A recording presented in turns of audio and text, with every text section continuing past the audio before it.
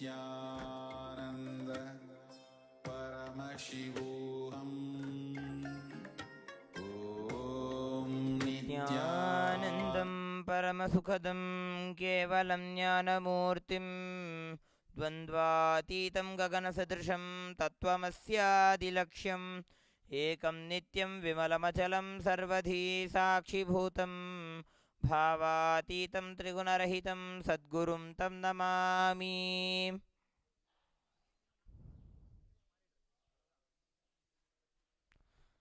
Nityanandam, we welcome all the devotees, disciples, and viewers who are watching this Uttamottama Paksha Upachara Puja being offered at the feet of Sri Nityanandeshwari Parashakti Sameta Sri Nityanandeshwara Paramashiva at the Adi Kailasa Nityananda Peetham. Archavatara is the form of Paramashiva where he manifests as deities for us to worship him, for us to show our love and gratitude to him. Paramashiva manifests as Nijavatara to transmit the experience of enlightenment to us. Swamiji had said in a satsang that for transmitting the experience of enlightenment, it can happen only through the presence of a physical guru. As physical guru who is at our level, who lives at our frequency, we find it more easy to relate to him. As we can relate to him in an easier way, the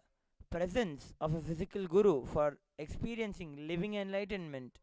is very much required in Sanatana Hindu Dharma.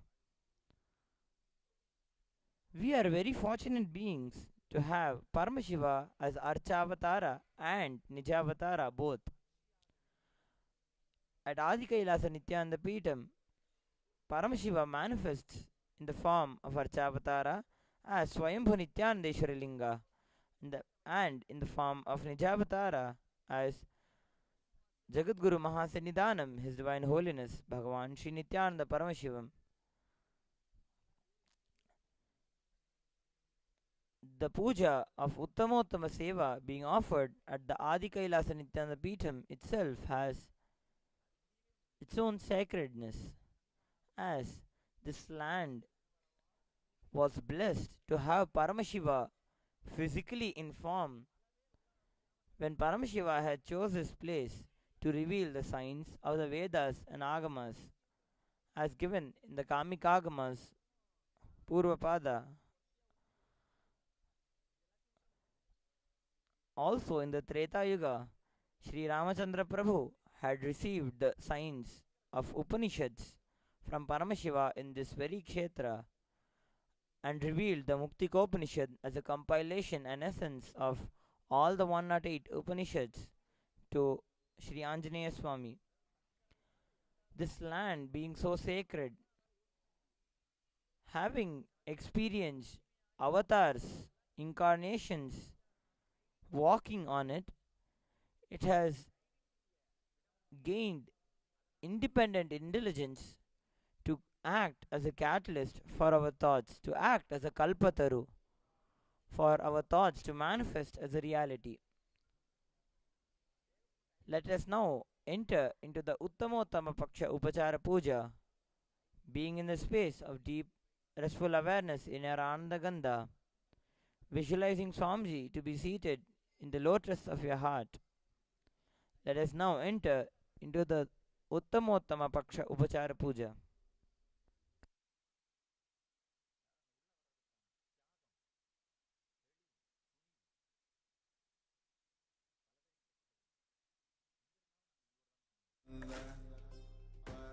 परमशिवोऽहम् ॐ नित्यानन्द परमशिवोऽहम् ॐ नित्यानन्द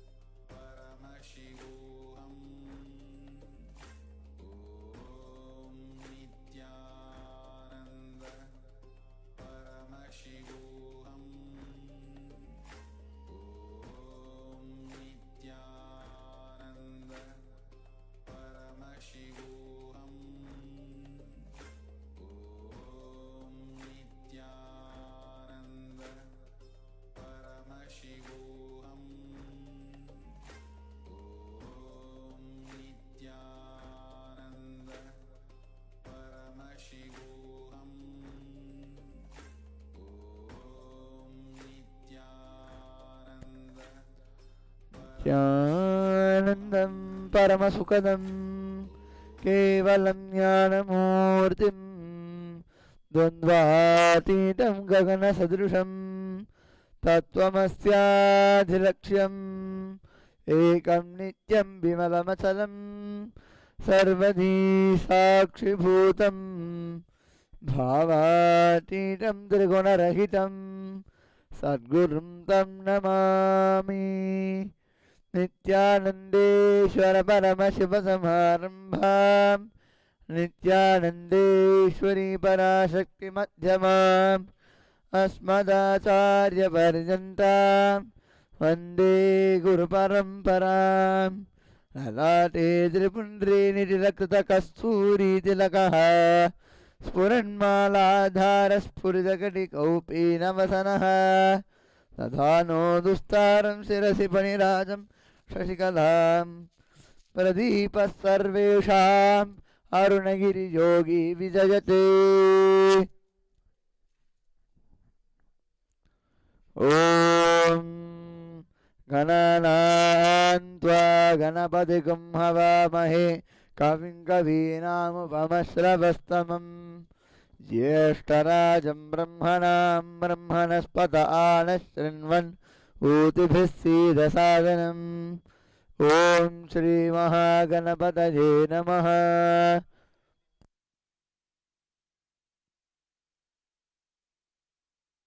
प्रणो देवी सरस्वती वाजेभिर्वादिनीवती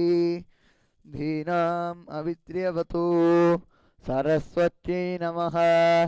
श्रीगुरुभ्यो नमः। हरिः ॐ। श्रीकान्तो मातुलो यस्य जननी सर्वमङ्गला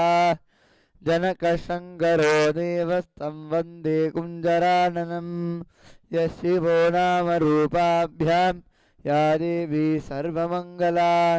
तजो संस्मरणात् पुंसां सर्वतो गजमङ्गलम्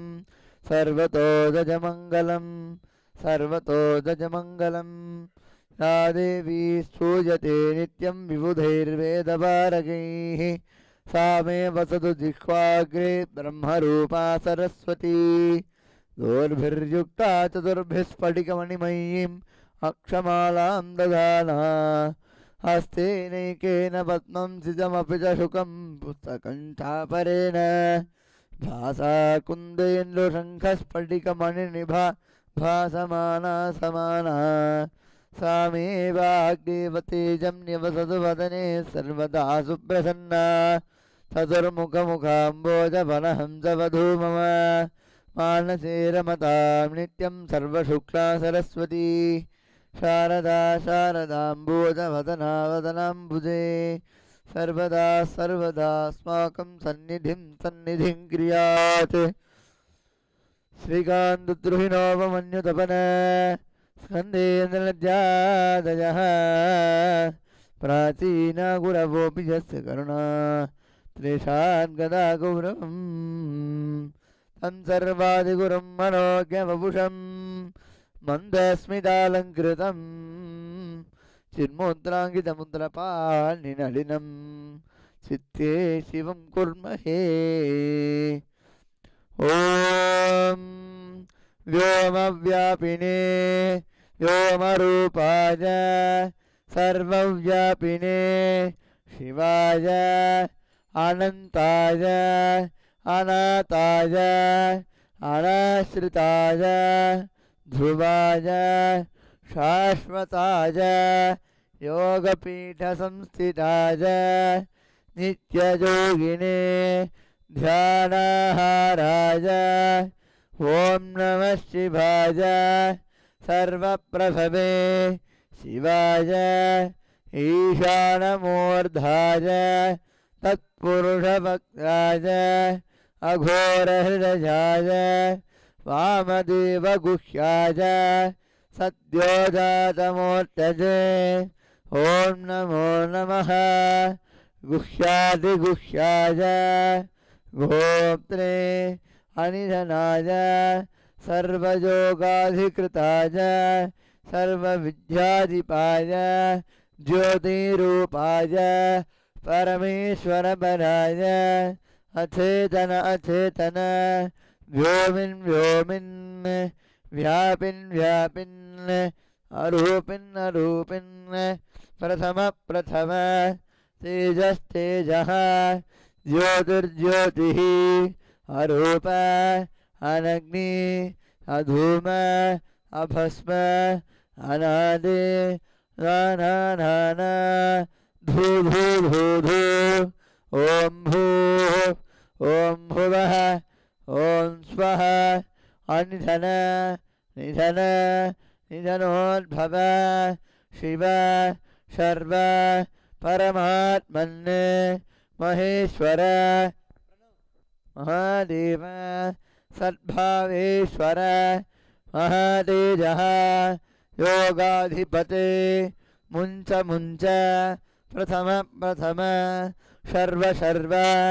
भव भव भवोद्भव सर्वभूतसुखप्रद सर्वसान्निध्यकर ब्रह्मविष्णुरुद्रपर अनच्चिदानच्चिद असंस्तुता संस्तुता पूर्वस्थित पूर्वस्थित साक्षि साक्षी तुरु तुरु पतंग पतंग पिंग पिंग ज्ञान ज्ञान शब्द शब्द सूक्ष्म सूक्ष्म शिव सर्व सर्वदा ओम नमो शिवाय ओम नमो नमः शिवाय नमो नमो ओम दशांगं गोकुलोपेतं सुगन्धिं सुमनोहरम् आग्रे च सर्वदेवानां धूपाजं प्रतिगृह्यताम् ओम हां शिवाय नमः ओम श्री नित्यानंदेश्वरी पराशक्ति समेत श्री नित्यानंदेश्वर परमशिवाय नमः धूमाग्रापजामि साज्यं त्रिवर्ति संयुक्तं मह्निना ज्योतिषमजा दीपं गृहाण देवेश त्रैलोक्यनिमिरापहम् ओम हां शिवाय नमः श्री नित्यानंदेश्वरी पराशक्ति समेत श्री नित्यानंदेश्वर परमशिवाय नमः दीपं दर्शयामि ओम अमृते अमृतोद्भवे अमृतवर्षिणी अमृतं श्रावज श्रावज स्वाहा ओम हां शिवाय नमः ओम श्री नित्यानंदेश्वरी पराशक्ति समेत श्री नित्यानंदेश्वर परम शिवाय नमः नैवेद्यं निवेदयामि ओम सर्वस्याप्ति सर्वस्यजित्ये सर्वमेव तेनाप्नोति सर्वं जयति तत्पुरुषाय विद्महे महादेवाय धीमहि तन्नो रुद्रः प्रचोदयात् ओम हां शिवाय नमः ओम श्री नित्यानंदेश्वरी पराशक्ति समेत श्री नित्यानंदेश्वर शिवाय नमः महामंगल कर्पूर नीराजनं संदर्शयामि रक्षां धारयामि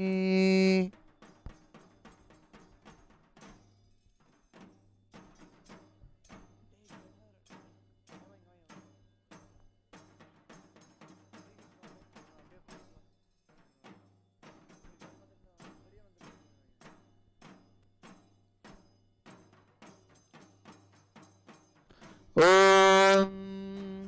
तत्संयोरावृणीमहे गातुं यज्ञाय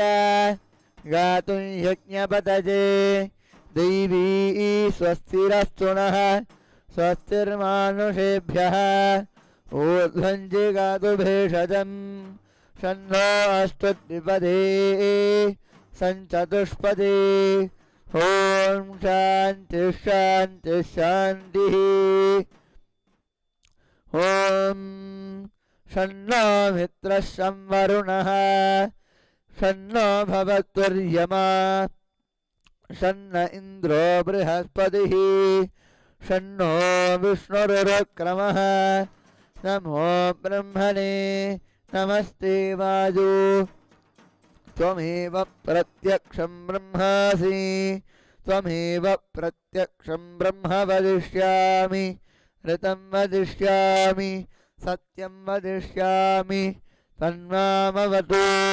तद्वक्तारमवतु अवतु माम् अवतु भक्तारम्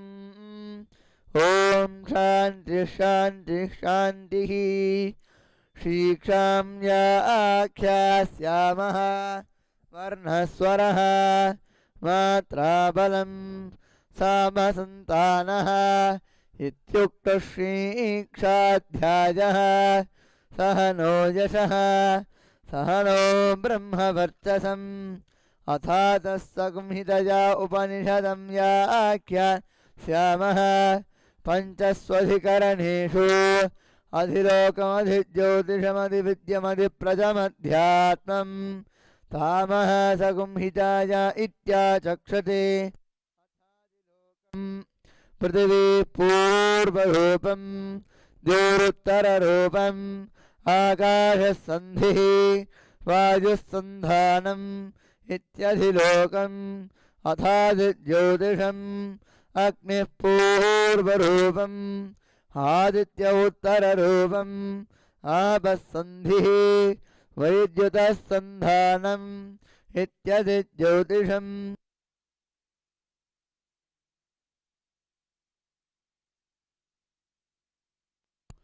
अथादिविद्यम् आचार्यपूर्वरूपम् अन्ते वायुस्तुत्तररूपम् विद्यासन्धिः प्रवचनकुं सन्धानम् इत्यधिविद्यम् अथादिप्रजम् माता पूर्वरूपम् पितोत्तररूपम् प्रजासन्धिः प्रजननकुं सन्धानम् इत्यधिप्रजम् अथाध्यात्मम् अधराहणपूर्वरूपम् उत्तराहणरुत्तररूपम् वाक्सन्धिः जिह्वासन्धानम् इत्यध्यात्मम् इति मामः संहिताः यजेवमेतामहासंहिता व्याख्याता वेद सन्धीयते प्रजया पशुभिः ब्रह्मवर्चसेनान्नाद्येन सुवर्गेण लोकेन यश्छन्दसा वृषभो विश्वरूपः छन्दोभ्योऽद्यमृतात् सम्बभूव समेन्द्रो मेधया स्पृणोतु अमृतस्य देवधारणो भूजातम् शरीरं मे विचर्षणं जिह्वा मे मधुमत्तमा कर्णाभ्यां भूरिविश्रुवं ब्रह्मणः कोशोऽसि मेधया पिहितः श्रुतं मे गोपाय आमहन्ति वितन्वाना कुर्वाणा चिरमात्मनः वासागुंसि मम गावश्च अन्नपाने च सर्वदा ततो मे श्रियमापः लोमशां पशुभिः सह स्वाहा आवाजन्तु ब्रह्मचारिणः स्वाहा विवाजन्तु ब्रह्मचारिणः स्वाहा प्रमाजन्तु ब्रह्मचारिणः स्वाहा दमाजन्तु ब्रह्मचारिणः स्वाहा क्षमाजन्तु ब्रह्मचारिणः स्वाहा यशोजने जाने स्वाहा श्रेयान्वस्य सोसाने स्वाहा तन्त्वाभगप्रविशाने स्वाहा समाभगप्रविश स्वाहा तस्मिन् सहस्रशाखे निभगाहन्त्वजिमृजे स्वाहा यथा वप्रवताजन्ते यथा मासाहर्जरम् एवं मां ब्रह्मचारिणः धातराजन्तु सर्वतः स्वाहा प्रतिवेशोऽसि प्रमाबाहि प्रमापद्यस्व भूर्भुवसुभिर्दिवा एतास्तिस्रो व्याहृतजः तासामुहस्मैतां चतुर्थीं माहाचमस्य प्रवेदयते मह इति तद्ब्रह्म स आत्मा अङ्गान्यन्या देवताः भूर्दिवा अयं लोकः भुव इत्यन्तरिक्षं सुभनित्यसो लोकः मह इत्यादित्यः आदित्येन वाव सर्वे लोका महीयन्ते भूर्दिवा अग्निः भुव इति वायुः सुभनित्यादित्यः मह इति चन्द्रमाः चन्द्रमसा वाव सर्वाणि ज्योतिकुं श्रीमहीयन्ते भूरिति वा ऋचः भुव इति सामानि सुभरिति यजोकुंषे मह इति ब्रह्म ब्रह्मणावाव सर्वे वेदा महीयन्ते भूरिति वै प्राणः भुव इत्यपानः सुभरिति व्यानः मह इत्यन्नम् अन्नेन वाव सर्वे प्राणामहीयन्ते तावा एताश्रस्तश्च चतुर्धा ततस्रस्तत्सर्स्तो व्याहृदयः तायो वेद स वेद ब्रह्म सर्वेऽस्मै देवा परिमा वहन्ति स य एषोऽन्तर्हृदय आकाशः तस्मिन्नजं पुरुषो मनोमयः अमृतो हिरण्मयः अन्तरेण तालुके य एष स्तन इव फलम्बते सेन्द्रयोनिः यत्रासोके शान्तो विवर्तते व्यपोह्य शीर्षकल्पाले भूरित्यग्नो प्रतितिष्ठति भुव इति वायौ सुभरित्यादित्ये मह इति ब्रह्मणि आप्नोति स्वराज्यम् आप्नोति मनसस्पतिम् वाक्पतिश्चक्षुष्पतिः श्रोत्रपतिः विज्ञानपतिः एतत्तत्तो भवति आकाशशरीरं ब्रह्म सत्यात्म प्राणरामं मन आनन्दं शान्तिः समृद्धममृतम् इति प्राचीनयोग्योपास्व पृथिव्यन्तरिक्षं ज्योतिषो वान्तर्दिशः अग्निर्वायुरादित्यश्चन्द्रमा नक्षत्राणि आपोषधयो वनस्पतय आकाश आत्मा इत्यधिभूतम् अताध्यात्मम् प्राणो व्यानो पान उदानः समानः चक्षुश्रोत्रं मनोवाक्त्वक् चर्ममाकाशगुं स्वामास्ति मज्जा एतद्दविददाय ऋषिरवोचात् पाङ्क्तं वा इदग्गुं सर्वं पाङ्केनैव पाङ्क्तग्गुस्पृणोतीति ओमिति ब्रह्म ओमिति दगुं सर्वम् ओमित्येतदनुकृतिहस्माव आप्यो श्रावजत्ये श्रावजन्ते ओमिति सामानि गायन्ते ओगुं सोमिति शस्त्राणि सगुंशन्ति इत्यधर्वणम् ओमित्यध्वयुर्प्रतिकरं प्रतिगृह्णाति ओमिति ब्रह्म प्रसूति ओमित्यग्निहोत्रम् अनुजानाति ओमिति ब्राह्मणा प्रवक्ष्यन्नाह ब्रह्मोपाप्नवानीति ब्रह्मैवोपाप्नोति ऋतं च स्वाध्यायप्रवचने च सत्यं च स्वाध्यायप्रवचने च तपश्च स्वाध्यायप्रवचने च दमश्च स्वाध्यायप्रवचने च शमश्च स्वाध्यायप्रवचने च अज्ञश्च स्वाध्यायप्रवचने च अतितयश्च स्वाध्यायप्रवचने च मानुषं च स्वाध्यायप्रवचने च प्रजा च स्वाध्यायप्रवचने च प्रजनश्च स्वाध्यायप्रवचने च प्रजातिश्च स्वाध्यायप्रवचने च सत्यमिति सत्यवचाराधीतरः तप इति तपो नित्यः पौरुषुष्टिः स्वाध्यायप्रवचने एवेति नाको मोद्गल्यः तद्विस्तपस्तद्विस्तपः अहं वृक्षस्य रेरिव कीर्तिपृष्टं गिरेरिव ऊर्ध्वपवित्रो वाजानिव स्वमृतमस्मि द्रवीणगुं सर्वचसं सुमेधा अमृतोक्षितः इति त्रिशृङ्गोर्वेदानुवचनम्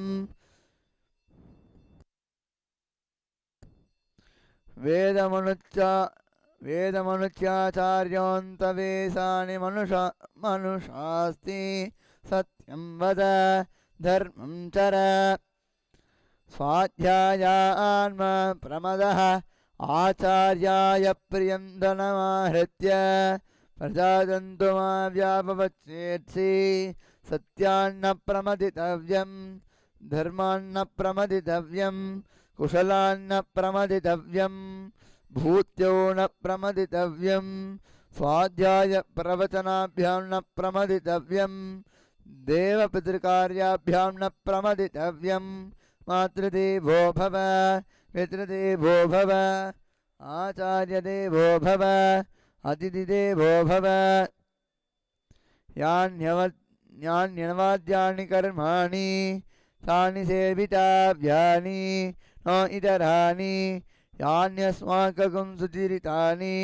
तानि त्वयोपास्यानि न इतराणि एके चास्मत्रेयाकांसो ब्राह्मणाः ॐ तन्महेशाय विद्महे वाक्पटुत्थाय धीमहि तन्नः शिवः प्रचोदयात् व्योमव्योमाय विद्महे सूक्ष्मसूक्ष्माय धीमहि तन्नः सूक्ष्मः प्रचोदयात्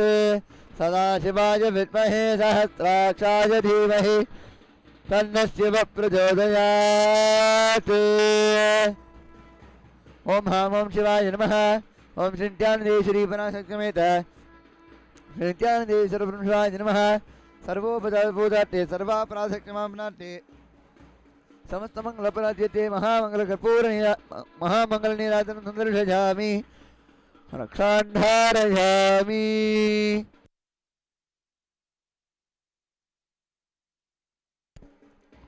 ॐ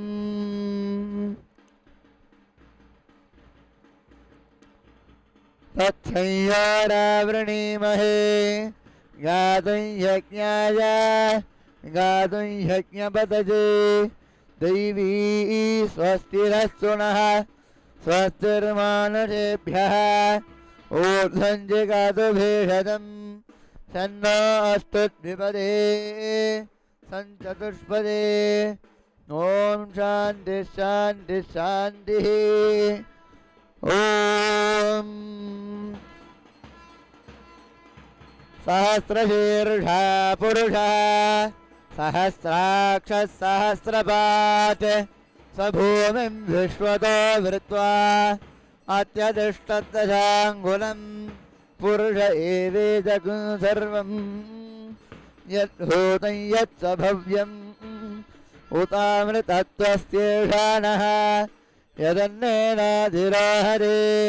हेदावानस्य महिमा अधोऽध्यायागश्च पूरुषः पादोऽस्य विश्वभूतानि त्रिपादस्यामृतं दिवि त्रिपादोऽभूतैत्पुरुषः पादोऽस्येहा भवात् पुनः ततो विश्वं व्यक्रामते साधनानशने अभि तस्मात् विराडगायत विराजो अधिपूरुषः सदातो अत्यरिच्यत पश्चाद्भूमिमतो पुनः यत्पुरुषेण हविः देवा यज्ञमतन्वत वसन्तो अस्यासीराज्यम् ग्रीष्म इत्मशरद्धविः सप्तास्यासन् परितयः त्रिसप्तसमिधः कृताः देवा यज्ञं तन्वाराः अबध्नन् पुरुषं पशुं तै यज्ञं शरिषि प्रोक्षण्ये पुरुषं जातमग्रतः तेन देवा अयजन्त साध्या ऋषयश्च ये तस्मात् यज्ञात् सर्वहुतः संहृतं वृषधाज्यं पशुगुस्तागुश्चक्रे वायव्यान् आरण्यान् ग्राम्याश्च ये तस्मात् यज्ञात् सर्वहुतः पृथक्सामानि जग्निरे छन्दाकुंसि जग्निरे तस्मात् यजुस्तस्मादजायत तस्मादश्वा अजायन्त एकेतो भयादतः गावो अदग्निरे तस्माज्जाता अजावयः यत्पुरुषं व्यघरुः कथिता व्यकल्पयन् मुखं किमस्य कौ बाहो कावोरोपादा उच्यते ब्राह्मणोऽस्य मुखमासीत् बाहुराजन्यकृतः ऊरु तदस्य यद्वैक्षः पद्भ्यागुं शूद्रो अजायत चन्द्रमा मनसो जातः चक्षो सूर्यो अजाय मुखादिन्द्रश्चाग्निश्च प्राणाद्वायुरजायत नाभ्यासीदन्तरिक्षम् शीर्ष्णोद्यो समवर्तत पद्भ्यां भूमिर्दिशश्रोत्रात् तथा लोकाकुम्भकल्पयन् वेदाहमेतं पुरुषं महान्तम् आदित्यवर्णं तमसस्वभारे सर्वाणि रूपाणि विचित्य धीरः नामानि कृत्वाभिवदन् यदास्ते धाता पुरस्ताद्यमुदाजहार चक्रः प्रविद्वान् प्रतिशतस्रः तमेवं विद्वान्नमृत इह भवति नान्यः पन्था अजनाय विद्यते यज्ञेन यज्ञमयजन्त देवाः तानि धर्माणि प्रथमान्यासन् ते हनागं महिमानः सजन्ते यत्र पूर्वे साध्या सन्ति देवाः अभ्यः सम्भूतः पृथिवीरथा च विश्वकर्मणः समवर्तताधि तस्य त्वष्टाभितद्रूपमेति तत्पुरुषस्य विश्वमाजानमग्रे वेदाहमेतं पुरुषं महान्तम् आदित्यवर्णं तमसः परस्तात् तमेवं विद्वान्नमृत इह भवति नान्यः पन्था विद्यते जनाय प्रजापतिश्चरति गर्भे अन्तः अजायमानो बहुधा विजायते तस्य धीरा परिजानन्ति योनिम् मरीचीनां पदमिच्छन्ति वेधसः यो देवेभ्य आतपति यो देवानां पुरोहितः पूर्वो यो देवेभ्यो जातः नमो रुचाय ब्राह्मये रुचं ब्राह्मं जनयन्तः देवा अग्रे तदब्रुवन् यस्त्वैवं ब्राह्मणो विद्यात् अस्य देवा असन्वसे श्रेष्ठते लक्ष्मी च पत्न्योः अहोरात्रे पार्श्वे नक्षत्राणि रूपम् अश्विनौ व्यातम् इष्टं मनिषान अमुं मनिषान सर्वं मनिषान ॐ तत्संयारावृणीमहे गातं यज्ञाय गानं यज्ञपतये दैवी स्वस्तिरस्तु नः स्वस्तिर्मानुषेभ्यः ऊर्ध्वं जिगातु भेषजम् तन्नो अस्तद्विपदे षञ्चतुष्पदे ॐ शान्तिः शान्तिः शान्तिः ॐ सहना भवतु सहनो भुनक्तु सह वीर्यङ्करवावहै तेजस्विनावधीतमस्तु मा विद्विषावहै ॐ शान्तिः शान्तिः शान्तिः ॐ सहस्रशीर्षं देवं विश्वाक्षं विश्वशम्भुवम् विश्वं नारायणं देवमक्षरं परमं पदम् विश्वतः परमान् नित्यं विश्वं नारायणगुं हरिं विश्वमेवेदं पुरुषतद्विश्वमुपजीवति पदिं विश्वस्यात्मेश्वरगुं शाश्वतगुं शिवमच्युतम् नारायणं महाज्ञेयं विश्वात्मानं परायणम् नारायण परो ज्योतिरात्मा नारायणः परः नारायण परं ब्रह्म तत्त्वं नारायणः परः नारायण परो ध्याता ध्यानं नारायणः परः यच्च किञ्चित् जगत् सर्वं दृश्यते श्रूयतेऽपि वा अन्तर्बहिश्च तत्सर्वं व्याप्य नारायणस्थितः अनन्तमव्ययं कविगुं समुद्रेऽन्तं विश्वशम्भुवम् पद्मकोशप्रतीकाशकं हृदयं चाप्यधोमुखम् अधो निष्ट्याभिजस्यान्तेनाभ्यामुपरि तिष्ठति ज्वालामालाकुलं भाति विश्वस्यायतनं महत् सन्ततगुं शिलाभिस्तोलम्बत्याकोशसन्निभम् तस्यान्ते सुशिरगुं सूक्ष्मं तस्मिन् सर्वं प्रतिष्ठितम् तस्य मध्ये महानग्निर्विश्वातिर्विश्वतोमुखः सोऽग्रभुग्भजन् तिष्ठन्नाहारमजरः कविः तीर्यगूर्ध्वमधः शायीरश्मयन्त्यस्य सन्तापयति स्वं देहमापादतलमस्तकः तस्य मध्ये वह्निशिखा अणियोर्ध्वा व्यवस्थितः नीलतो यदमध्यस्था विद्युल्लेखा भवास्वरः नीवारशोकवत्तन्वीभीषाभास्वत्यनुपमा तस्याशिखाया मध्ये परमात्मा व्यवस्थितः स ब्रह्म स शिवः स हरिस्येन्द्रः सोऽक्षरः परमस्वराट् सत्यं परं ब्रह्म पुरुषं कृष्णपिङ्गलम् ऊर्ध्वरेदं विरूपाक्षं विश्वरूपाय वै नमो नमः। ॐ हिरद्विष्णा परमं पदं सदा पश्यन्ति सूरयः दिवीव चक्षुरातरम् तद्विप्रासो विपन्येवाग्रिवागुं समान्विदन्ते विष्णोर्यत्परमं पदं पर्याप्त्या अनन्तराया यस्सर्वं सर्वतस्तोमेतिरात्र उत्तममहाभर्वति सर्वस्यात्ये सर्वस्य जित्ये सर्वमेव तेनाप्नोति सर्वं जयति। ॐ रात्रि व्यक्षजायते पूर्वत्रा देव्या अक्षभिः विश्वा अधिश्रियोत ओप्रा अमर्त्या निपदो देयो उद्वराः ज्योतिषा भासते तमः निरुस्वधानमस्कृतोषसं देव्या यदि अपेदोहासते तमः सारो अस्य यस्या वजन्नितेज मन्नविक्ष्महि वृक्षेण वासतिं वजाः निग्रामासो अविक्षत निपद्वन्तो निपक्षिणः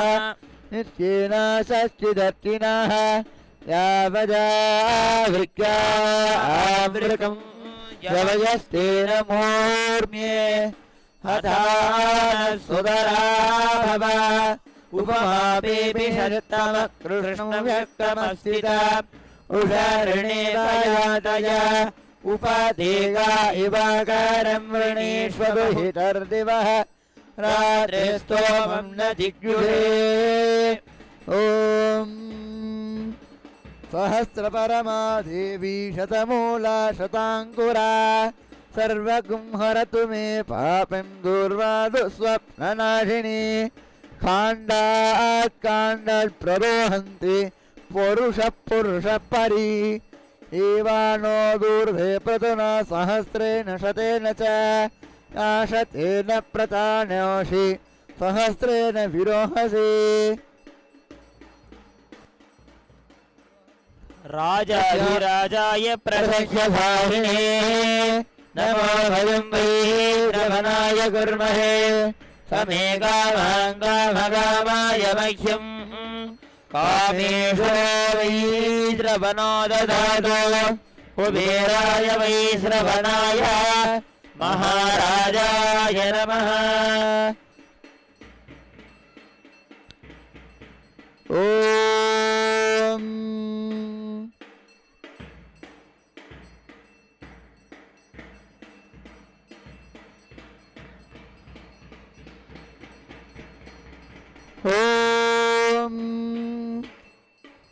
नमो हिरण्यवाहवे हिरण्यवर्णाय हिरण्यरूपाय हिरण्यपतये अंबिकापतये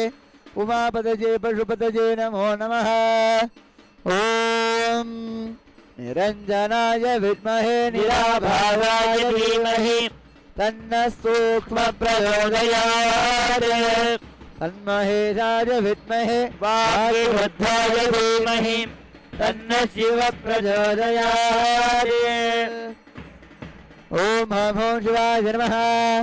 ॐ श्री नित्यानन्देश्वरी पराशक्ति समेत श्री नित्यानन्देश्वर ब्रह्मशिवाय नमः महामंगल कर्पूरदीपनान्तं नानाविध दीपाराधनोपचाराणि समर्पयामि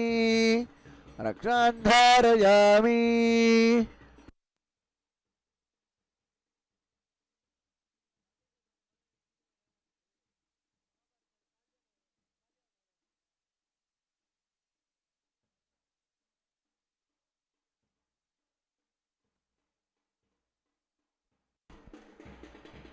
ॐ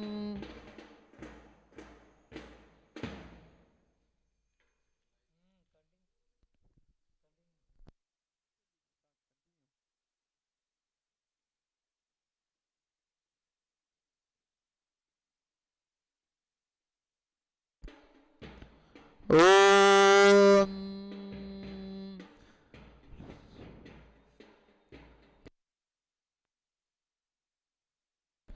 आपो वा इदगुं सर्वं विश्वा भूतान्याप प्राणा वा आप पर्णव आपोर्णमापो मृतमाप सम्राडापो विराडाप स्वराडाप छन्दागुष्यापो ज्योतिगुष्यापो यजुगुष्याप सत्यमाप सर्वा देवता आपो भूर्भुवसुवराप ॐ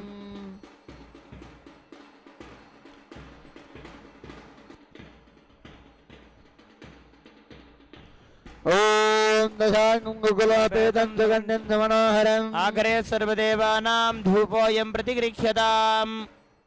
ॐ ॐ शिवाय नमः ॐ श्री नित्यानन्देश्वरी पराशक्ति समेत श्री नित्यानन्देश्वर ब्रह्मशिवाय नमः धूमाग्रापयामि साचन्द्रवर्ति संयुक्तं निनाजयितं मया संग्रहाण देवेश त्रैलोक्यतिमिरापहम् ओम हां ओम शिवाय नमः ओम श्री नित्यानन्देश्वरी पराशक्ति समेत श्री नित्यानन्देश्वर परमशिवाय नमः दीपं दर्शयामि नैवेद्यम् ॐ अमृते अमृतोद्भमे अमृतवर्षिणि अमृतं श्रावय श्रावय स्वाहा ओम हां ओम शिवाय नमः ओम श्री नित्यानन्देश्वरी पराशक्ति समेत नित्यानन्देश्वर परमशिवाय नमः नैवेद्यं निवेदयामि ॐ तन्महेशाय विद्महे वाग्विशुद्धाय धीमहि तन्नः शिवः प्रचोदयात् ॐ ॐ शिवाय नमः ॐ श्री नित्यानन्देश्वरी पराशक्ति समेत श्री नित्यानन्देश्वर ब्रह्मशिवाय नमः महामङ्गल नीराजनं संदर्शयामि रक्षां धारयामि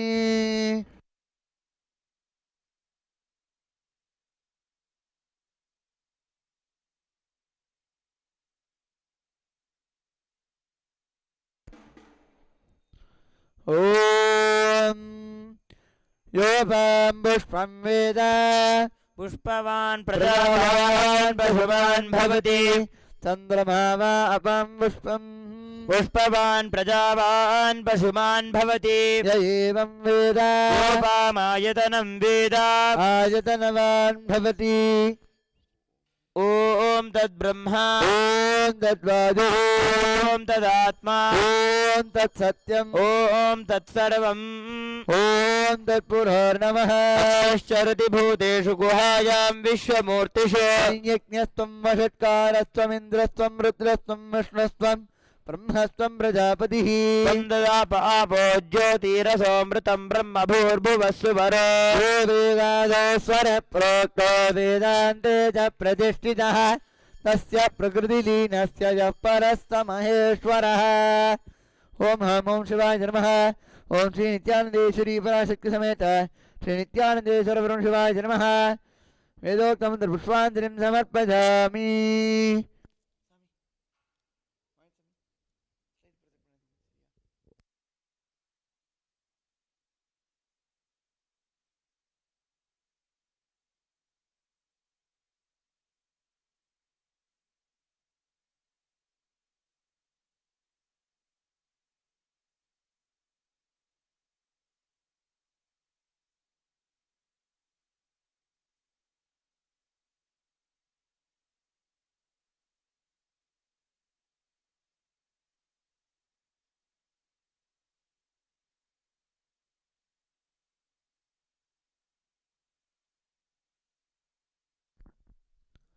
The first offering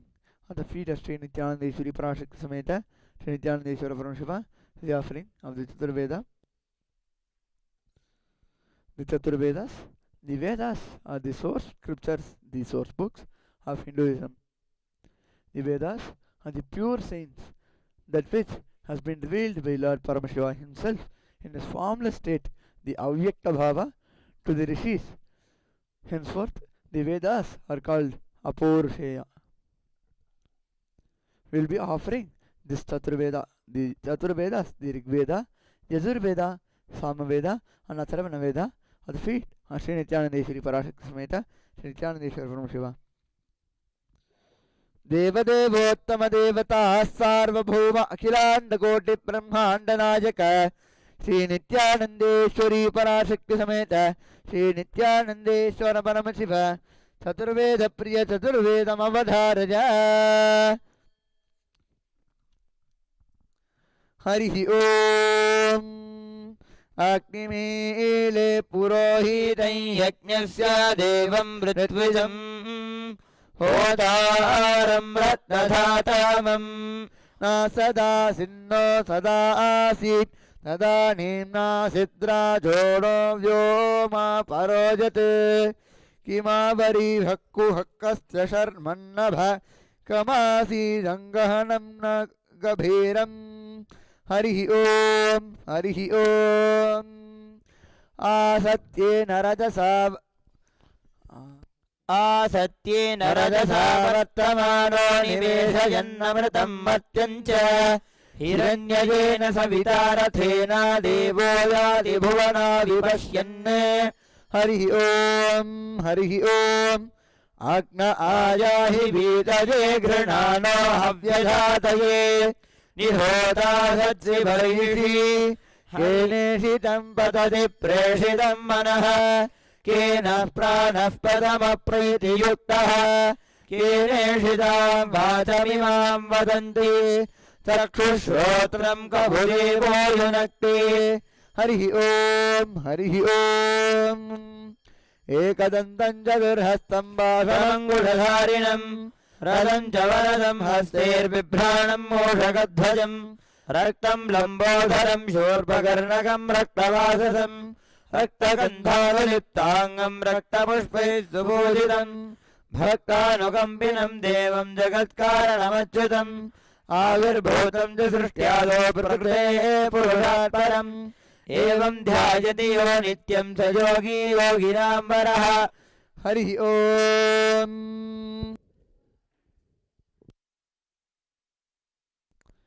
The next offering at the feet of Sri Nityanandeshwari Parashakti Sameta Sri Nityanandeshwara Paramashiva is the offering of the Agama Shloka. The Agamas are the practical science, the way to apply the truths of Vedas into our very lifestyle, revealed by Lord Paramashiva to Devi Parvati, to Devi Girija, as the Swachanda Tantra quotes. आगतां शिवभक्तिरेभ्यो गतं च गिरिजामुखे मतं हि वासुदेवस्य तस्मात् आगमो उच्यते. Revealed by Lord Bhagavan Sadashiva himself through his mouth and received by Devi Girija and in turn just adopted by Vasudeva, Lord Vishnu himself, to govern and sustain the world. We will be offering this shlokas from the Agama at the feet of Sri Nityanandeshwari Parashakti Sameta Sri Nityanandeshwara Paramashiva. देवदेवोत्तम देवता सार्वभौम अखिलांड कोटि ब्रह्मांड नायक श्री नित्यानंदेश्वरी पराशक्ति समेत श्री नित्यानंदेश्वर परम शिव आगम श्लोक प्रिय आगम श्लोकमवधारय. श्री भगवानुवाच अति कौतूहलाविष्टा पृच्छस्येतच्छृणु प्रिये जन्मे नेत्रान्तरे वह्निः यद्वामृतमनुत्तमम्. The next offering at the feet of Sri Nityanandeshwari Parashakti Sameta Sri Nityanandeshwara Paramashiva is the offering of the Samagana. Paramashiva is the Samagana Priya, the one who is easily pleased just by listening to the hymns of the Samavedas. We'll be offering the Samagana, a hymn from the Samaveda, at the feet of Sri Nityananda Shri Parashakti Sameta Sri Nityananda Paramashiva. देवदेवोत्तम देवता सार्वभौम अखिलांड कोटि ब्रह्मांड नायक श्री नित्यानंदेश्वरी पराशक्ति समेत श्री नित्यानंदेश्वर परमशिव सामगान प्रिय सामगानमवधारय एतत् सामगायन्नास्ते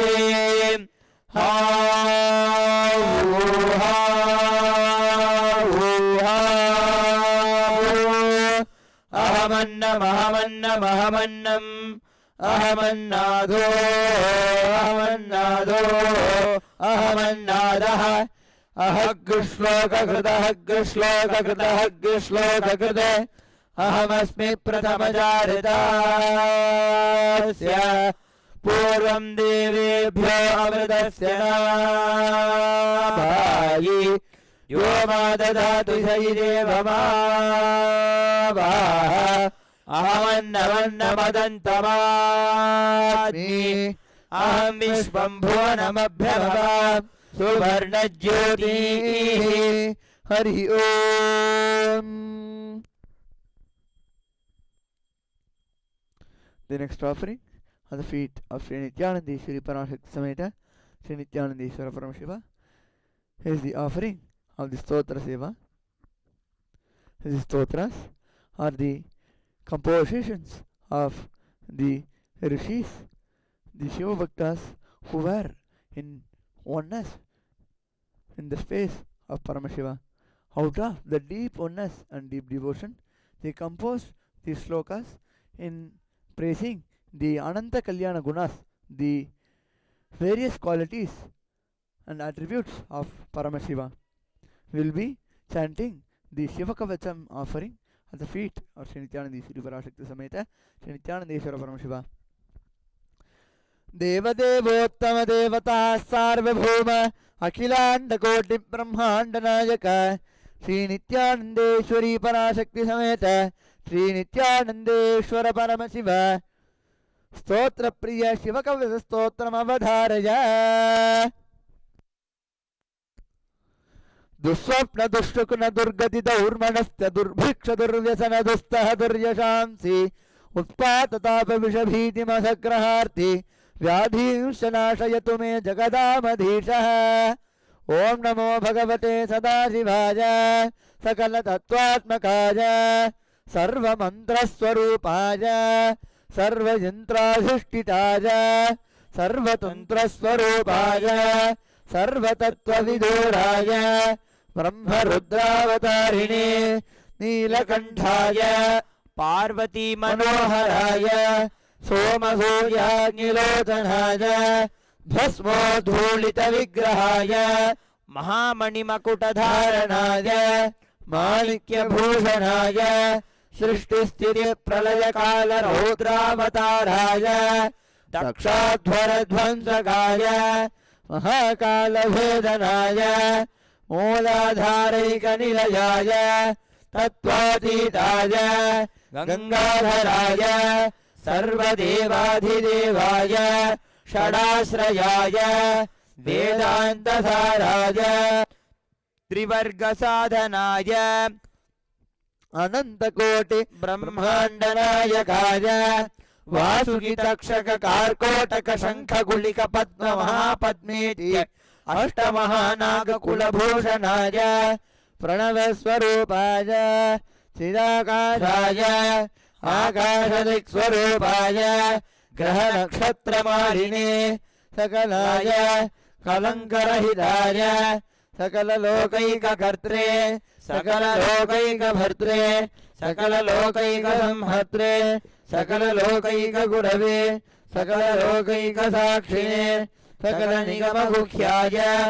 सकलवेदान्तपारकाय सकललोकैकवरप्रदाय सकललोकैकशङ्कराय शशाङ्कशेखराय शाश्वतनिजावासाय निराभासाय निरामयाय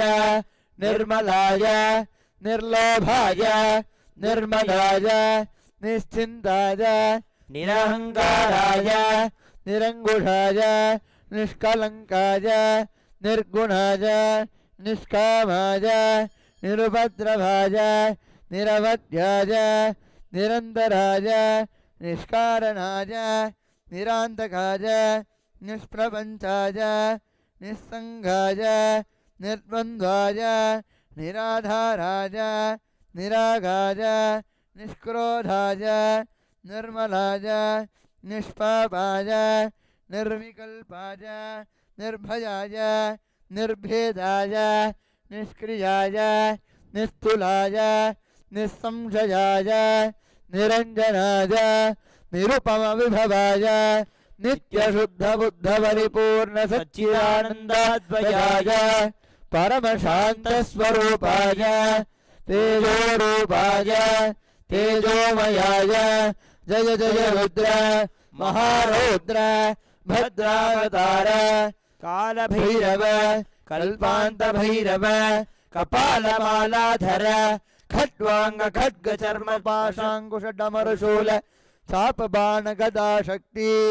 भिन्दिपाल तोमर मुसलमुद्गर पाश परिघभुषुण्डि शतग्नि चक्राध्यायुध भीषणकर सहस्रमुख दंष्ट्राकरालवदन विकटाट्टहास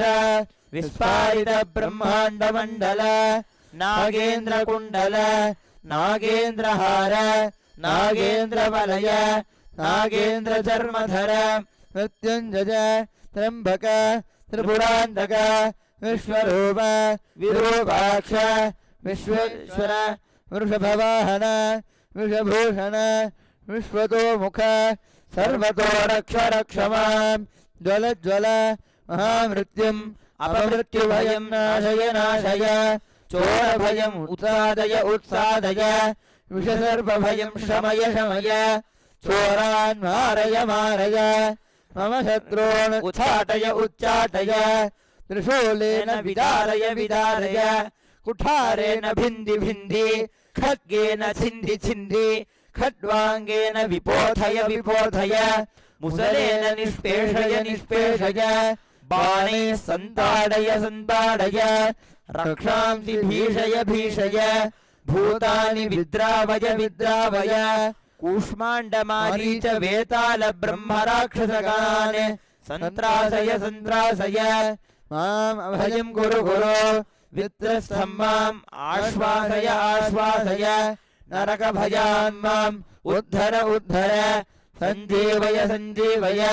शत्रुभ्यां माम् आप्यायय आप्यायय नरकभयात् मामुद्धर उद्धर सञ्जीवय सञ्जीवय शत्रुभ्यां माम् आश्वासय आश्वासय दुःखातुरं माम् आनन्दय आनन्दय शिवकवचेन माम् आच्छादय आच्छादय मृत्युञ्जय त्र्यम्बक सदाशिव नमस्ते नमस्ते विश्वेश्वराय नरकारणमतारणाय कर्णामृताय शशिशेखरभूषणाय कर्पूरकुन्दधवलाय जटाधराय दारिद्र्यदुःखभयहार नमः शिवाय गौरीप्रियरजनीशकलाधराय कालान्तकाय भुजगाधिपकङ्कणाय गङ्गाधराय गजराज विवर्धनाय दारिद्र्यदुःखदहनाय नमः शिवाय भक्तिप्रियाय भवरोगभयापहाय उग्राय दुर्गभवसागरतारणाय ज्योतिर्मयाय पुनरुद्भववारणाय दारिद्र्यदुःखदहनाय नमः शिवाय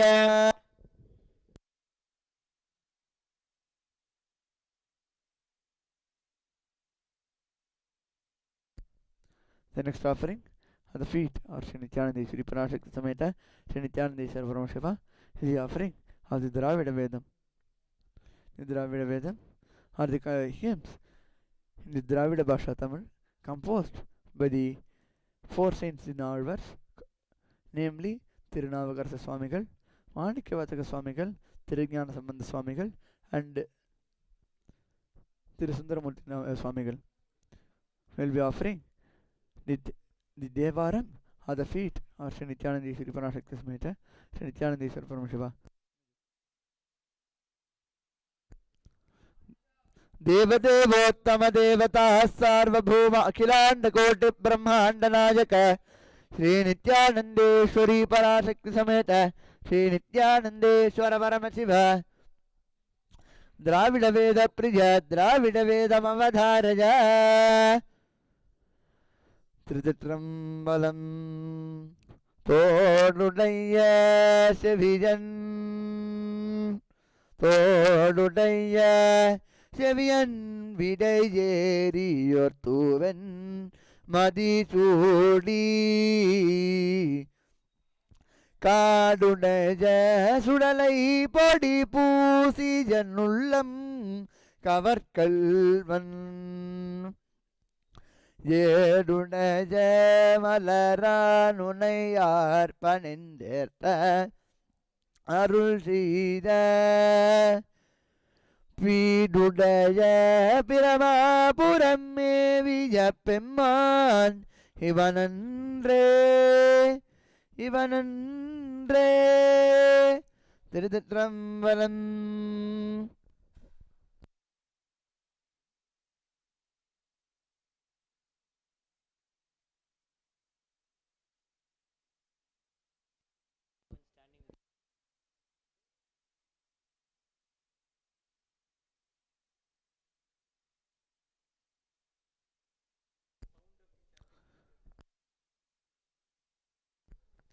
The next offering are the feet of Sri Nityanandeshwari Parashakti Sameta Sri Nityanandeshwara Param Shiva. Is the offering of the Kailasa Vadyam.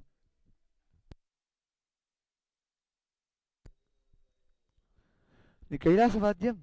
is the offering, is the set of instruments played in the Kailasa, which through the very sound awakens the Kundalini Shakti of people and leads them into the space of Paramashiva. He will be offering this Kailaya Vadya Seva at the feet of Sri Nityanandeshwari Parashakti Sameta Sri Nityanandeshwara Paramashiva. देवदेवोत्तम देवता सार्वभौम अखिलांड कोटि ब्रह्मांड नायक श्री नित्यानंदेश्वरी पराशक्ति समेत श्री नित्यानंदेश्वर परम शिव कैलासवाद्य प्रिय कैलासवाद्यमवधारय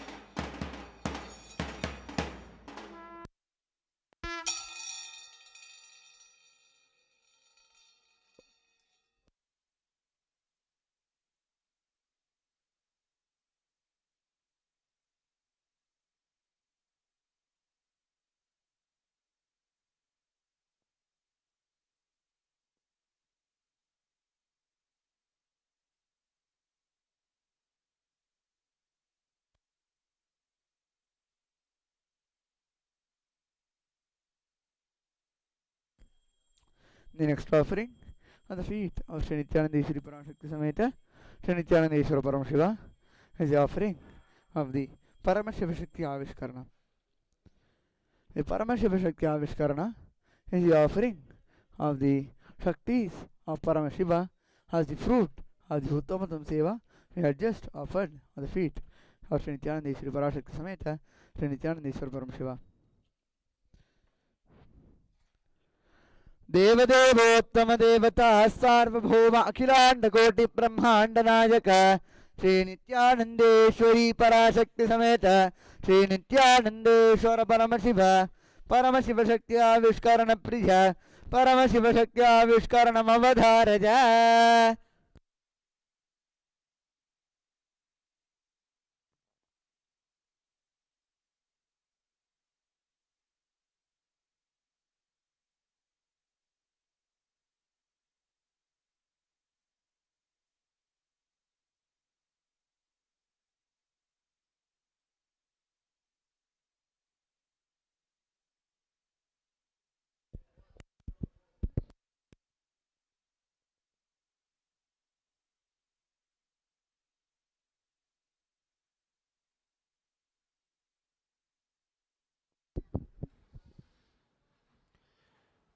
नित्यानन्दं परमसुखदं केवलं ज्ञानमूर्तिं द्वन्द्वातीतं गहनसदृशं तत्त्वमस्यादिलक्ष्यम् एकं नित्यं विमलमचलं सर्वधी साक्षिभूतं भवातीतं त्रिगुणरहितं सद्गुरुं तं Namami.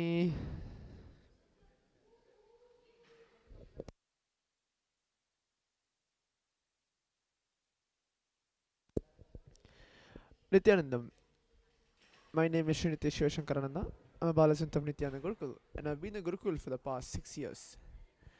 In today's Paramashiva Shakti Avishkarana, as part of the Uttamattama Seva, I will be manifesting the power of consciousness over matter, where you move the matter through your consciousness, through your third eye. How it has come to existence in today's manifestation, as you have observed in many other offerings towards Paramashiva and the part of the Uttamattama Seva, they're quite same manifestation of the consciousness or matter, but Swamiji is telling that if you manifest it couple of 21 times and or at least 42 times, you become adept to manifest that power, and you can be easily able to heal any obstacles or any kind of difficulties which come in front of you. In such manifestation in Agamas, it has been written, Agamas is the source book of Hinduism, where Swamiji says Agamas only the only scriptural reference where the whole humanity has to be followed in this current Kali Yuga. Swamiji, His Divine Holiness, the Supreme Pontiff of Hinduism, Jagadguru Mahasanidanam Bhagavan Sri Nityananda Paramashivam, the reviver of this whole science of power manifestation, the reviver of the Kailasa, Sri Kailasa, the holy Hindu nation in this planet, for the past 26 years, has been reviving with his hard work and his integrity to his beloved Guru Arunagiri Yogeshwara. Now it has become a Sakshi Pramana, an experience to each and every single individual of us who is sitting here, even though there's a Balasans or Adinavasis or the visitors or a new devotee who is coming up to Swamiji. They're getting to know about these powers of Paramashiva, these powers of the Supreme Himself, where Swamiji can manifest through the Diksha, initiation. When initiation takes place, whether he gives a blessings to you, or he gives a word, or he gives a physical touch, or he just looks at you and he smiles, itself is an initiation. When the initiation is when an energy transfers happen from an avatar to a human being to a disciple, and you manifest an extraordinary power, or you manifest the intense healing inside your system. When you manifest powers, your reality changes, your day-to-day life changes. Whatever you want to make it happen, your cognition changes, your shifts, the type of responsibility you take, the type of movements you move, it will change. In today's Shakti Avishkarana, where we are going to be manifesting the consciousness or matter, we have with us a Maharaj sitting here, who is very new to manifesting this power, and who is going to be manifesting next level powers, where we are in the process of moving not around the coconut in our hands, the object in our hands, but we can keep it in the ground and move it through around the whole ground. So it will take some time. Swamiji is telling, when you get into the space of oneness and connect with Swamiji more and more, where you have the cognition, Swamiji, you and me are one and the same, you manifest this power of Paramashiva.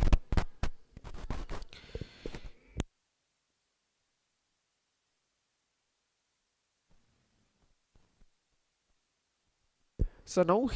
Maharaj will be holding the coconut, and I myself will be moving through my third eye. We are connecting to Swamiji by chanting the Mahavakya, Om Nityananda Paramashivoham, and make the whole manifestation as a reality.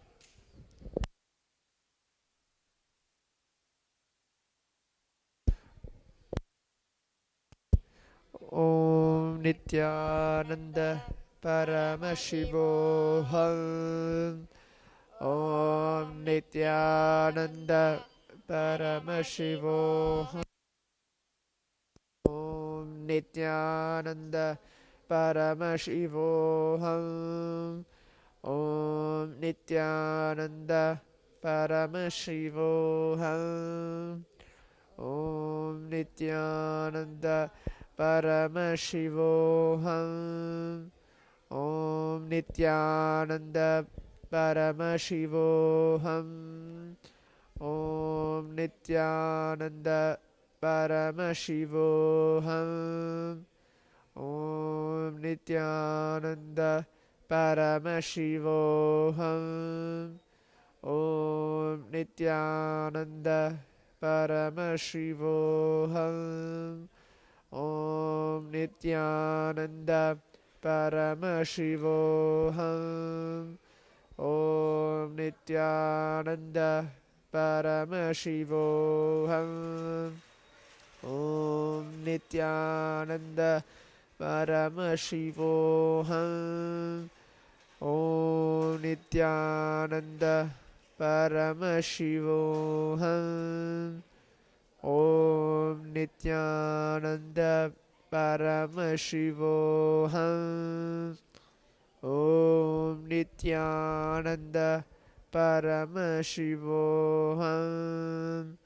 Om Nityananda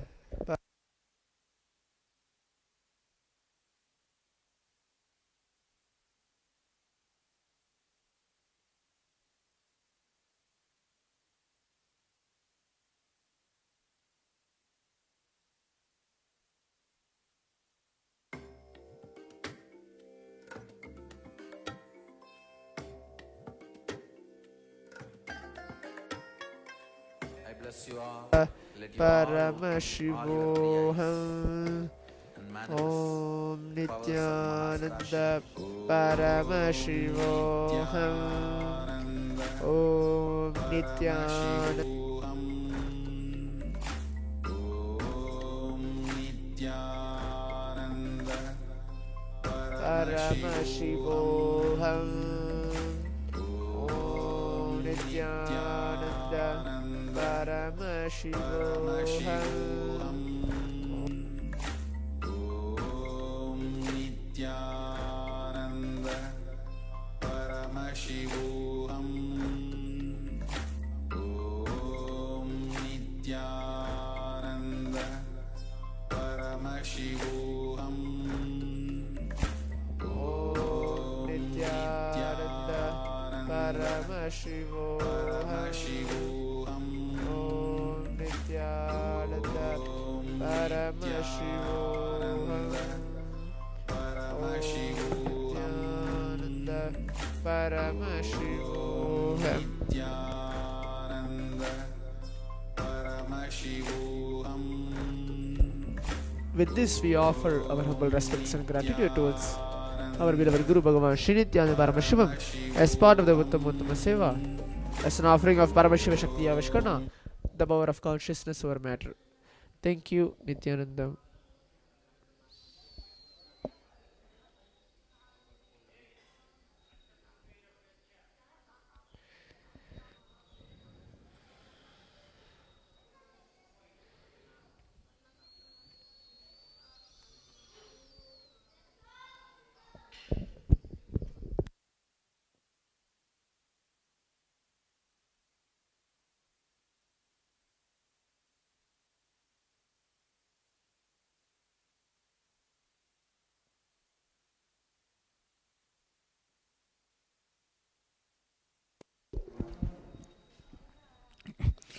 ದೇವದೇವೋತ್ತಮಂ ದೇವತಾ ಸಾರ್ವಭೌಮಂ ಅಖಿಲಾಂಡಕೋಟಿಬ್ರಹ್ಮಾಂಡನಾಯಕಂ ಶ್ರೀ ನಿತ್ಯಾನಂದೇಶ್ವರಿ ಪರಾಶಕ್ತಿ ಸಮೇತ ಶ್ರೀ ನಿತ್ಯಾನಂದೇಶ್ವರ ಪರಮಶಿವಂ ಅಷ್ಟಪುಷ್ಪೈರಭ್ಯರ್ಚ್ಯ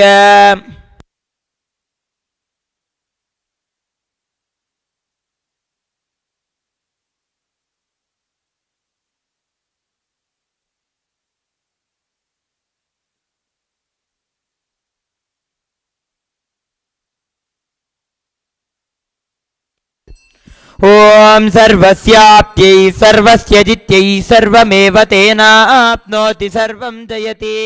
ತನ್ಮಹೇಶಾಯ ವಿದ್ಮಹೇ ವಾಗ್ವಿಶುದ್ಧಾಯ ಧೀಮಹಿ ತನ್ನ ಶಿವ ಪ್ರಚೋದಯಾತ್. ಓಂ ಶ್ರೀ ನಿತ್ಯಾನಂದೇಶ್ವರಿ ಪರಾಶಕ್ತಿ ಸಮೇತ ಶ್ರೀ ನಿತ್ಯಾನಂದೇಶ್ವರ ಪರಮಶಿವಾಯ ನಮಃ. ಸರ್ವೋಪಚಾರಾರ್ಥೆ ಸರ್ವಮಂಗಲವಾಪ್ಯರ್ಥೆ ಸರ್ವಾಪರಾಧಕ್ಷಮಾಪನಾರ್ಥೆ ಮಂಗಲನೀರಾಜನಂ ಸಂದರ್ಶಯಾಮಿ ರಕ್ಷಾಂಧಾರಯಾಮಿ.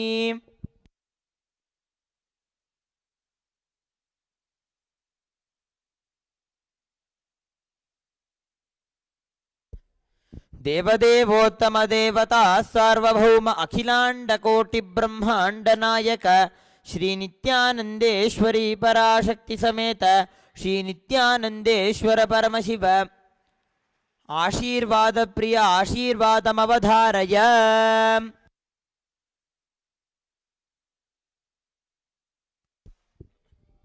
ಓಂ ಸ್ವಸ್ತಿ ಪ್ರಜಾಭ್ಯ ಪರಿಪಾಲಯಂತಾಂ ನ್ಯಾಯೇನ ಮಾರ್ಗೇಣ ಮಹಿರ್ಮಹಿಷಾಃ ಗೋಬ್ರಾಹ್ಮಣೇಭ್ಯಃ ಶುಭಮಸ್ತು ನಿತ್ಯಂ. ಲೋಕಾ ಸಮಸ್ತಾ ಸುಖಿನೋ ಭವಂತು. ಕಾಲೇ ವರ್ಷತು ಪರ್ಜನ್ಯಃ ಪೃಥಿವೀ ಸಸ್ಯಶಾಲಿನಿ. ದೇಶೋऽಯಂ ಕ್ಷೋಭರಹಿತಃ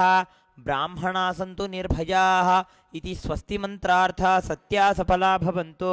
ಇತಿ ಭವಂತೋ ಮಹಾಂತೋ ನ ಗೃಹಂತು ತಥಾಸ್ತು. ದುರ್ಜನ ಸಜ್ಜನೋ ಭೂಯಾತ್ ಸಜ್ಜನ ಶಾಂತಿಮಾಪ್ಲುಯಾತ್. ಶಾಂತೋ ಮುಚ್ಯೇತ ಬಂದೇಭ್ಯಃ ಮುಕ್ತಶ್ಚಾನ್ಯಾನ್ ವಿಮೋಚಯೇತ್ ಇತಿ ಭವಂತೋ ಮಹಾಂತೋ ನ ಗೃಹಂತು ತಥಾಸ್ತು. ಅಪುತ್ರಾಃ ಪುತ್ರಿಣಃ ಸಂತು ಪುತ್ರಿಣಃ ಸಂತು ಪೌತ್ರಿಣಃ ಅಧನಾ ಸಧನಾ ಸಂತು ಜೀವಂತು ಶರದರ್ಶತಂ ಇತಿ ಭವಂತೋ ಮಹಾಂತೋ ನ ಗೃಹಂತು ತಥಾಸ್ತು.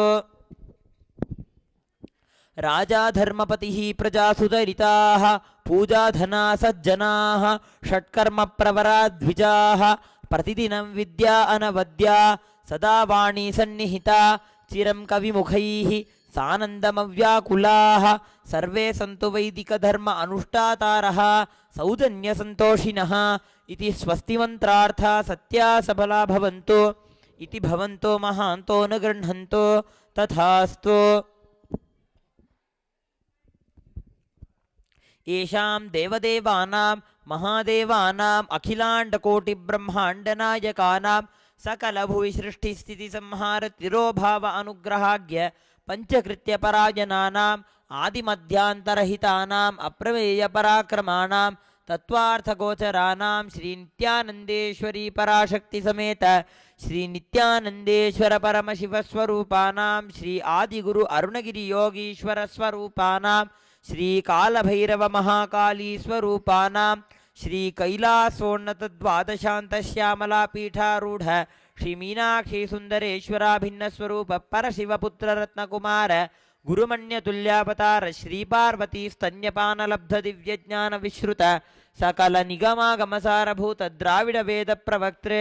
ಶ್ರೀಮತ್ ಪರಮಶಿವ ಕರುಣಾ ಸಮಧಿಕತ ಮುಕ್ತಾಮಯ ಚತುರಶ್ರಯ ನಗೀಯಮಾನ ಛತ್ರ ಚಾಮರ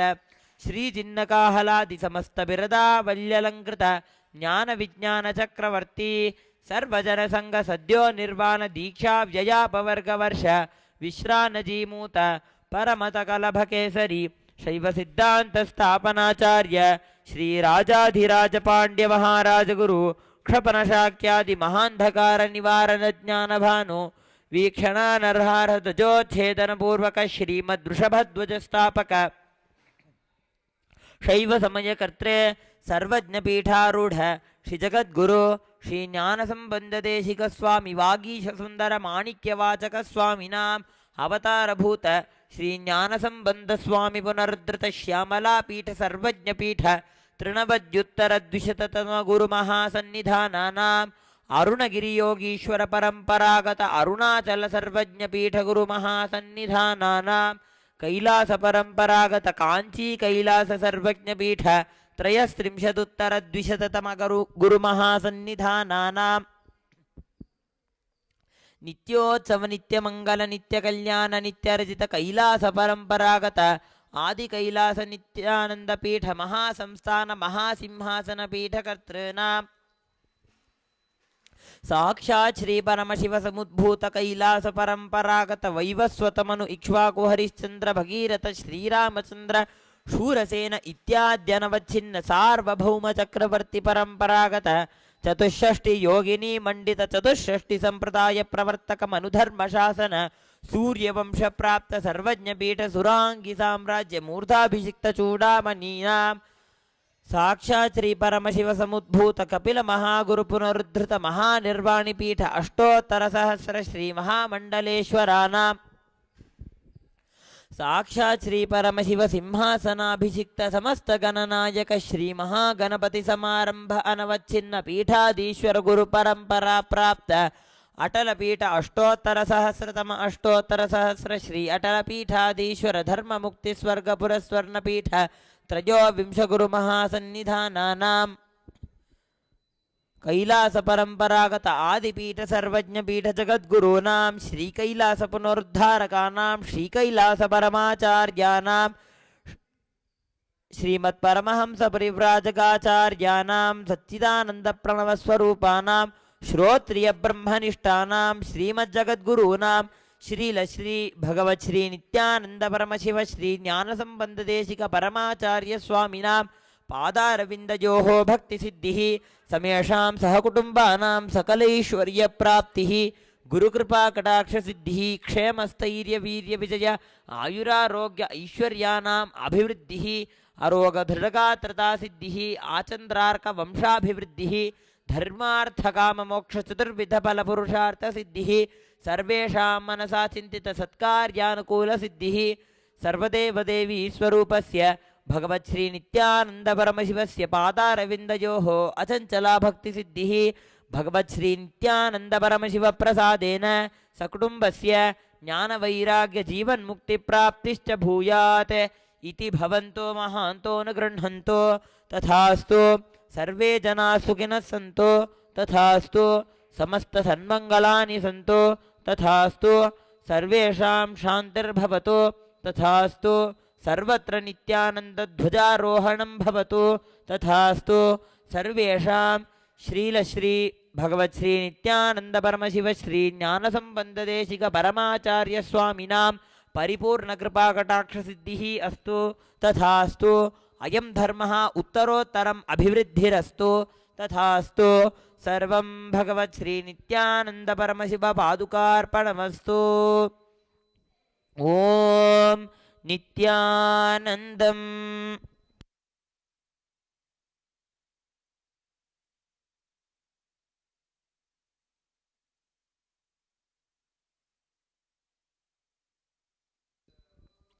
ಮಂಗಲಂ ಕಲ್ಪವೃಕ್ಷಾಯ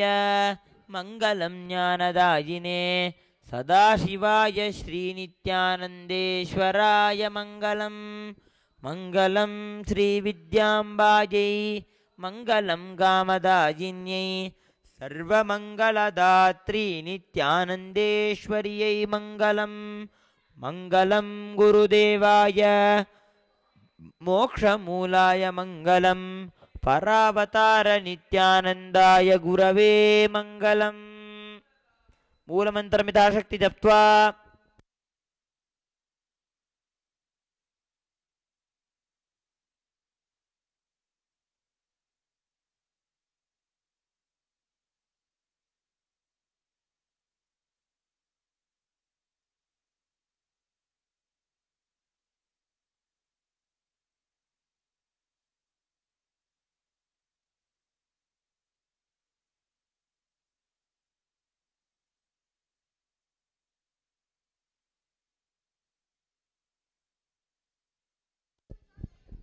ಓಂ ಯತ್ಕಿಂಚಿತ್ ಕರ್ಮ ದೇವೇಶ ಸದಾ ಸುಕೃತ ದುಷ್ಕೃತಂ ತನ್ಮೇ ಶಿವಪದಸ್ತಸ್ಯ ಭುಂಕ್ಷಕ್ಷಭಯಶಂಕರ ಶಿವೋ ದಾತಾ ಶಿವೋ ಭೋಕ್ತಾ ಶಿವ ಸರ್ವಮಿದಂ ಜಗತ್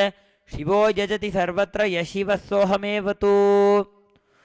ॐ पूर्णमदः पूर्णमिदं पूर्णात् पूर्णमुदच्यते पूर्णस्य पूर्णमादाय पूर्णमेवावशिष्यते। ॐ शान्तिः शान्तिः शान्तिः। हरिः ॐ तत्सत्। सर्वं भगवत् श्रीनित्यानन्दपरमशिवपादुकार्पणमस्तु। ॐ नित्यानन्दम्। The next offering is a part of the Uttamottama Seva, the offering of the Jnanapada Vivarna. देवदेवोत्तमदेवता सार्वभौम अखिलाण्डकोटिब्रह्माण्डनायक श्रीनित्यानन्देश्वरि पराशक्ति समेत श्रीनित्यानन्देश्वर परमशिव ज्ञानपाद विवर्ण प्रिय ज्ञानपाद विवर्णमवधारय।